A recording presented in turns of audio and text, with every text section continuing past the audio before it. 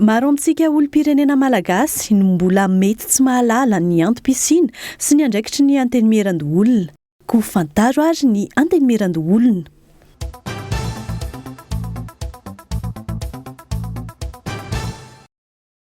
Ho an'ny Repoblika voalohany, nanomboka ny taona 1970 hatramin'ny taona 2017 dia ireto avy ny filohan'ny antenimiran-olona nifandimby tamin'izany: Andriamatoa Gabriel Radjanson, Andriamatoa Jules Ravony ary Andriamatoa Siméon Jafet. Tetezamita. Nisy ny fotoana tetezamita izay tsy nampisy ny antenimiran-olona dia ny taona 2017 hatramin'ny taona 2017 izany ka ny Conseil national populaire pour le développement no niandraikitra ny asan'ny antenimiran-olona. Ho an'ny Repoblika faharoa, ny taona 2017 hatramin'ny taona 2017 dia ny Conseil suprême de la Révolution na CSR no nisahana ny asa nandritra fotoana io. Ny taona 2017 ka hatramin'ny taona 2020 kosa no nametrahana indray ny antenimiran-olona araka ny lalam-panondrenana tamin'ny 12 septambra 2017 ary nanomboka ny asany ny taona 2020 araka ny lalam-panondrenana noavoazana tamin'ny taona 2017. Ho an'ny Repoblika fahatelo dia ny volana May 2020 hatramin'ny volana May 2020 no fotoam-piasana voalohan'ny antenimiran-olona. Andriamatoa Honoré Rakotomanana, izany hoe ny volana May 2020 hatramin'ny volana Jolay 2020 sy Andriamatoa Rajemson Rakotomaharo ny volana Jolay 2020 hatramin'ny volana May 2020 moa no nifandimby nitondra ny antenimiran-olona nandritra io fotoana io. Ny fotoam-piasana faharoa ny antenimiran-olona kosa dia ny volana May 2020 hatramin'ny volana Aprily 2020. Andriamatoa Ivan Randria Sandratry no filohan'ny antenimiran-olona tamin'izany. Tetezamita. Nisy ihany koa ny fotoanan'ny tetezamita ny volana Oktobra 2020 ka hatramin'ny volana Febroary 2012 ka ny filakevitra ambon'ny tetezamita na ny Conseil supérieur de la transition CST no nisahana ny asan'ny antenimiran-olona tamin'izany fotoana izany. Ny Général Dolin Rasolosou no filoha tamin'izany. Ho an'ny Repoblika fahaefatra kosa indray kosa ary dia ny volana Febroary 2012 hatramin'ny volana Janoary 2012 ny fotoam-piasana voalohan'ny antenimiran-olona. Andriamatoa Honoré Rakotomanana, izany hoe ny volana Febroary 2012 hatramin'ny volana Oktobra 2012 sy Andriamatoa Rive Rakotovao ny volana Oktobra 2012 hatramin'ny volana Janoary 2012 no nifandimby nitondra ny androm-panjakana. Ny fotoam-piasana faharoan'ny antenimiran-olona dia nanomboka ny volana Janoary 2012 ka mandraka ankehitriny. Andriamatoa Hermanana Razafimahefa no filohan'ny antenimiran-olona. Teo Ambodamo no nisy ny antenimiran-olona taloha ary nafindra teo Anosikely izy ny taona 2020.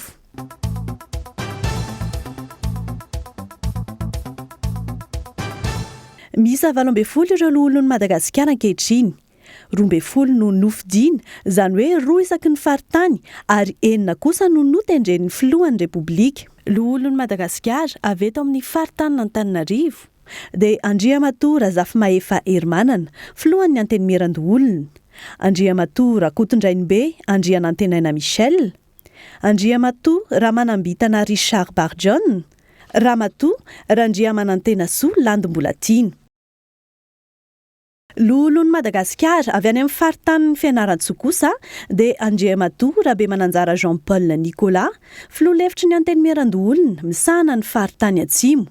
Andriamatoa Rasolondratsimba Raymond, Mpapakateny Jeneraly, Andriamatoa Andrianandrasana Ajaniaina Tahina ary Andriamatoa Ndremanjary Jean André. Ireo loholon'ny Madagasikara avy any amin'ny faritany Toliara kosa indray dia Andriamatoa Eongobelo Jean Marcel, Andriamatoa Rakotomamonjy Neipatraiky André, Andriamatoa Tsiebo Mahaleo Richard Victor. Loholon'ny Madagasikara avy any amin'ny faritany Tomasina, Andriamatoa Imbikerlazy, filoha-lefitry ny antenimiran-olona misahana ny faritany Avaratra, Andriamatoa Manasoa Dona Tang ary Ramatoa Raharinirina Sidonie. Ireo loholon'ny Madagasikara avy any amin'ny faritany Mahajanga dia Andriamatoa Alidi Bensoufou ary Andriamatoa Tiandaza Dinarali Odilan. Ireo loholon'ny Madagasikara avy any amin'ny faritany Antsiranana Andriamatoa Fernand Edi Serge kestiorana antenimeran-doolona. Andriamatoa Seramila avy Zaramino.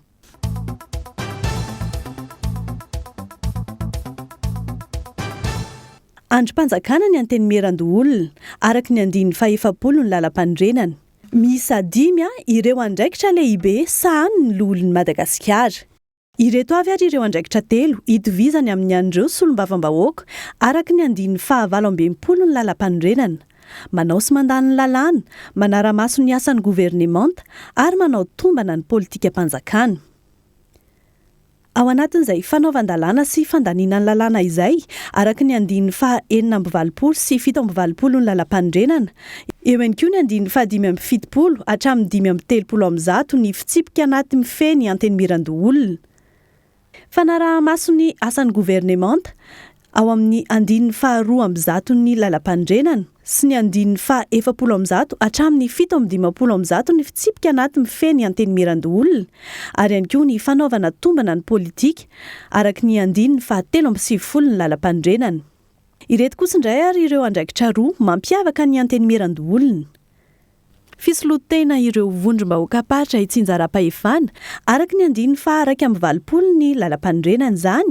Fankakevitra sy fanoloran-tsaina ny governemanta mikasika ny raharaha ara-toe-karena, ara-tsosialy ary momba ny fandaminana ny vondrom-bahoaka paritra itsinjaram-pahefana araka ny andiny faha-13 ny lalam-pandrenana ary koa ny andiny faha-15 sy 19 ny fitsipika anaty mifeny antenimeran-doolona.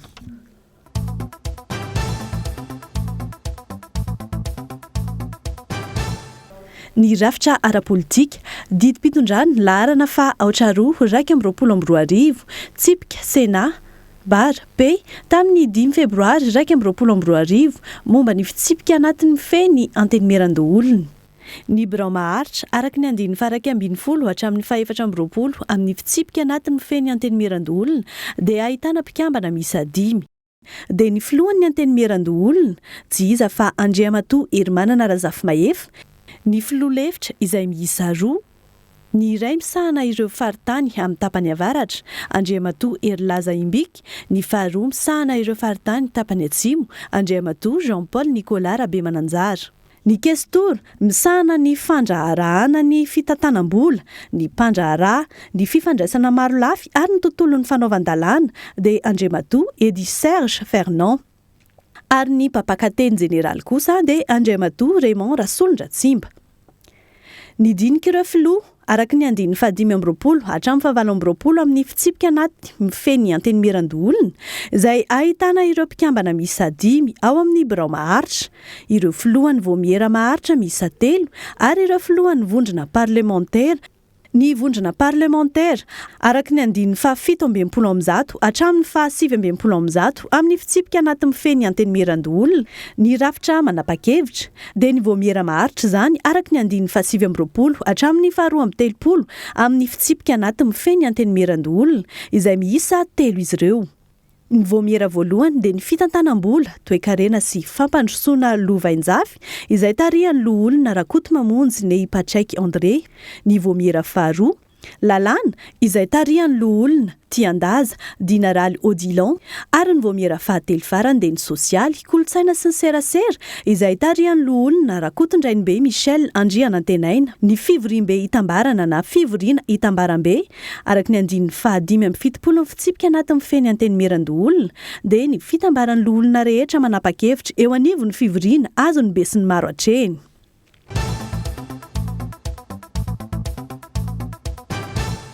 Didim-pitondrana laharana faha-5 tsipika 2 bara Sénat bara P tamin'ny 3 Mey 2022 mametraka ny organisation, ny organigramme ary ny andraikitra sahan'ireo sampan-draharaha ato amin'ny antenimeran-doolona. Ny filohan'ny antenimeran-doolona no lehibe ny fitantanan-draharaha ato amin'ny antenimeran-doolona ary manana kabinetra izay mikambana avy hatrany aminy ka miandraikitra ny iraka efainy lehibe ny androm-panjakana, ahitana ny talen'ny kabinetra, ny vondron'ny mpanolo-tsaina, ny lehibe ny fitanana an-tsoratra manokana. Ny fiadidian-draharahan'ny kabinetra ny filoha dia miandraikitra ny firindrahana sy fitantanana ny raharaha politika, indrindra ny fifandraisana amin'ny daholobe. Ireo fitalehavana miara-miasa akaiky amin'ny fiadidin'ny antenimieran-doolona ary dia ireto avy. Dia ny inspektera jeneraly ao amin'ny antenimieran-doolona, ny tompona andraikitry ny tsenam-barim-panjakana na ny PRMP, ny fiadidinan'ny arofenitra, ny mpiadidin'ny lapa ary ireo tendro mpifandraisan'ny antenimieran-doolona any amin'ny renivohim-paritany. Ny inspektera jeneraly ny antenimieran-doolona dia misahana ny fanatontosana ny fitsiriana anatiny, ny fandaharan'asa momba ny teti-bola, ny fananganana ny paikadiny antenimieran-doolona sy ny mpanolotsain'ny filoha eo amin'ny fanamboarana sy fanatanterahina ny teti-bola, famitana ireo iraka manokana ka iarahana amin'ireo fiadidin-draharaha teknika. Ny tompona andraikitry ny tsenam-barim-panjakana na ny PRMP, mikirakira ny tsenam-barim-panjakana no andraikiny, manana ny UGPM, vondrona mpanampy amin'ny fanatanterahana ny dingana arahina amin'ny tsenam-barim-panjakana. Eo ihany koa ny fitalehavana misahana ny arofenitra izay manana andraikitra amin'ny fandaminana sy fandrindrana ny lanonana rehetra. Ny manaraka indray ary dia ny fitalehavana misahana ny fiarovana, izay manana andraikitra lehibe amin'ny fiarovana ny filohan'ny antenimieran-doolona, ireo birao maharitra ary ireo loholon'ny Madagasikara. Eo ihany koa ny fiarovana ny lapan'ny antenimieran-doolona. Ny tandapa kosa indray dia misahana ny fanadiovana sy fikojakojana ny anatiny sy ivelan'ny lapan'ny antenimieran-doolona. Misahana ny fanomanana ara-pitaovana ireo fandraisana ofisialy ary ny fandaminana ireo fanaka sy fitaovana ny lapa miaraka amin'ireo sehatr'asa atao amin'ny antenimieran-doolona. Ireo masovo isaparitra na antenne interregionaux kosa indray ara dia apetraka isaky ny renivohim-paritany, misy olon-tena ny fandraharana ankapobeny, misahana ny fandrindrana sy ny fanatanterahana ny asa amanandraikitry ny antenimieran-doolona eo amin'ny lafiny ara-tsosialy sy toe-karena ary ny fitsinjaram-pahefana. Ireo fitalehavana eo ambanin'ny fifehezan'ny sekretariat jeneraly. Ny sekretariat jeneraly araka ny 2020 hatramin'ny 2017 dia mitarika, mandrindra sy manara-maso ny asan'ireo sampan-draharaha. Tompona andraikitra amin'ny fifanonlanana sy ny fikirakirana ireo fitarainana ary ny fifandraisana taratasy amin'ireo androm-panjakana anatiny na iraisam-pirenena. Misahana ny fitanana an-tsoratra sy ny fampiarana ny tapaky ny fivorian'ny birao maharitra. Manampy ny filoha mandritry ny fivoriana azony be sy ny maro hatrehiny. Ny fiadidin-draharaha momba ny fandraharahana sy ny fiahiana ny mahabolona, miantoka ny fampiarana, ny fandaminana sy ny fanaraha-maso, ny fanapahan-kevitry ny birao maharitra. Izy no miantoka sy manara-maso ny rijan-teny momba ny isan'ny mpiasan'ny antenimieran-doolona. Izy no miandraikitra ihany koa ny famoronana ireo rijan-teny manokana mikasika ny mpiasan'ny antenimieran-doolona ary ny fanapahan'ny mpikambana ao amin'ny birao maharitra. Ho an'ny fitalehavana misahana ny fitantanam-bola kosa indray dia mazava ho azy misahana ny lafiny ara-bola rehetra. Manana sampan-draharaha 4 izy izay misahana ny fitantanam-bola SP, ny karama sy ny tambi-karama SSI, ny transit, sampan-draharaha miandraikitra ny asa rehetra mahakasika ny dina ny fivezivezena ataon'ny mpikambana ao amin'ny antenimieran-doolona sy ny mpiasa, ny validation sy ny fisotrondronono. Manaraka indray dia ny fitalehavana misahana ny fitantanana sy fikojakojana ny fananam-panjakana sy ny harem-bakoka na DLP. Manana sampan-draharaha 4 ihany koa izay misahana ny fitantanana ny fiara-panjakana, ny fitehirizana sy ny fitsinjarana ireo entana fampandehanan-draharaha andavanandro ary ny fitazomana sy ny fikajiana ireo fananam-panjakana maharitra. Araka ny 9/7 dia ny fitalehavana misahana ny tontolon'ny lalàna sy ireo fandalinan-kevitra indray kosa dia miompana amin'ny fanomanana ny asa fanaovan-dalàna sy ireo fandalinana ireo volavolan-dalàna sy ny tolo-dalàna alefa hodiniana sy andraisana fanapahan-kevitra eo anivon'ny antenimieran-doolona. Ny fiadidiana miasa ho an'ny vondrom-bahoaka paritra itsinjaram-pahefana eto amin'ny antenimieran-doolona. Manamora ny fifandraisan'ireo vondrom-bahoaka paritra itsinjaram-pahefana amin'ny loholona ary ny manao tantsorika ireo solon-tenan'ny antenimieran-doolona miasa amin'ireo renivohim-paritra enina eto Madagasikara no andraikitra ity fiadidiana ity. Manana sampan-draharaha 3 izy arak'izany dia misahana ny fifandraisana amin'ny vondrom-bahoaka paritra itsinjaram-pahefana, ny fiaraha-miasa amin'ny vondrom-bahoaka paritra itsinjaram-pahefana ny ivelany, ny tahirin-kevitra.